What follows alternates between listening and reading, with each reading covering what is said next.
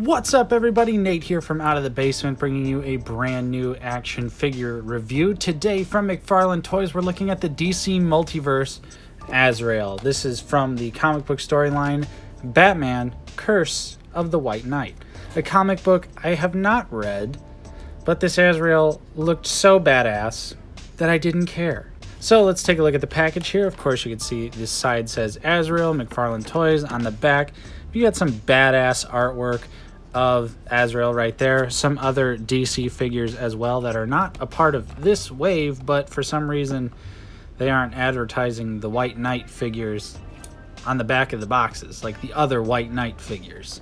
On the bottom, not a whole lot going on. On the top, pretty much the same deal. So we're gonna go ahead, not waste any time. We're gonna crack this guy open, take a look at his one accessory, and then the figure itself. And as per usual, you get the trading card and the stand. I don't take mine out because the stand is useless and I could care less about the trading card. And then we also get AZRAEL's sword right here, which looks absolutely amazing.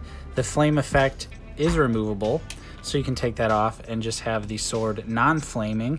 And we can take a look at the sculpted details here. You can see the crucifix on the hilt of the sword, and that has some pretty nice sculpt work on it. The handle is a nice burgundy color, looking really good. The gold paint is really clean against the burgundy as well. Not a whole lot of bleeding or anything like that. And the sword itself is a nice silver paint job that looks pretty good. And then you just slide the flame effect on and it looks even better. So here's the flaming sword. Kind of not a whole lot on the one side, but on the side that you could have facing out, of course, it looks completely on fire. And that is just a great effect piece.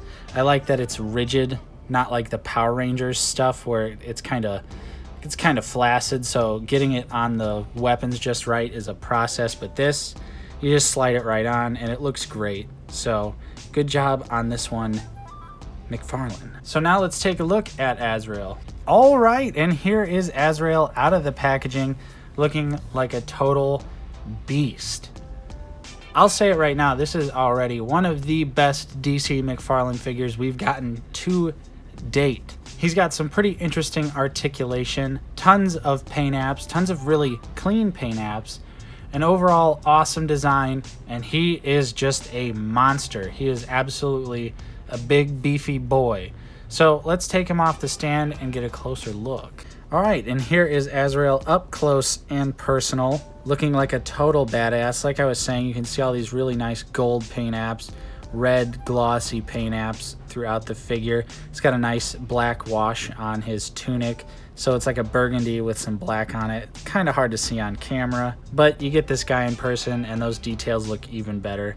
He's got a knife sculpted onto his belt here, of course not removable, but he's got little crosses and chains everywhere throughout the figure, even moving towards the back of the figure. There's some really cool pouches right there full of who knows what. Of course, you can see his face is also really accurately painted. Looks great. I love the little comic lines that's similar to the artwork on the back. That looks really nice. And he's got some really awesome gauntlets as well. More of that awesome gold on red that just absolutely pops. The legs of the figure don't really have a whole lot going on. It's just some red plastic and his burgundy boots down there, but the tunic piece is so awesome. All the paint apps and details are just absolutely stunning on this figure. I really like what they did with the cape here, where these top pieces are a little bit rigid. They're not super rigid, but they're a little bit more rigid, so they stick up nice, but then these back pieces are nice and floppy. So you know if he's going to join the shelf diving squad, you won't have a fear of possibly breaking those. So that is a really nice and smart design choice by McFarlane here. So now that we've looked at the details, let's go ahead and get into the articulation, which this figure does some really interesting stuff that I don't think we've seen from a McFarlane figure yet. Okay, so for the articulation, he can look up really far from the neck, really far down from the neck, and he also has independent head articulation on the inside. So you got a peg down at the neck and then a peg at the base of the skull, similar to some Black Series figures, and plenty of other companies do this, but I think this is the first time we've seen it on a McFarlane DC character. I don't know if that Green Arrow that came out had something like that. I skipped that figure because I'm not a fan of the show. But that is just some really interesting articulation. Of course, you can twist his head side to side. Same thing on the inside. You can get side to side, up and down. So really nice range of movement there from the head. The shoulders move out this far. Of course, this one is impeded by the armor. Nothing you could really do about that. It's softer, but it's still pretty rigid plastic. So you can get his arm to go up about that much forward. But this arm goes all the way around and all that jazz. He does have butterfly joints, but they don't really do any good. Pretty limited range going forward. So unfortunately, he cannot hold his sword with both hands, which is a pretty big bummer. But I think that's really, in the grand scheme of everything, you know, not too big of a deal. But the chest is so wide, the butterfly joints really don't do anything forward, but they do have a decent back range. You get the single jointed elbows that are pretty ugly, like the Batman from this wave with this ratchet system. I know other McFarlane figures have had this before, but it's only recently starting to like stick out to me as like, wow, that looks horrifying. Because you put the elbow down like that, it looks great. The sculpt isn't broken up barely. Really nice work. But then you just bend it a little bit and you're like, oh man, what is that? So we've got some bicep swivel as well. I'm gonna twist the hand around. It goes down, it goes up. Of course, you can try and pivot the joint a different way like all McFarlane figures, but they're starting to tuck them in a little bit more on certain figures, and it gets a little bit harder for it to twist around as easily.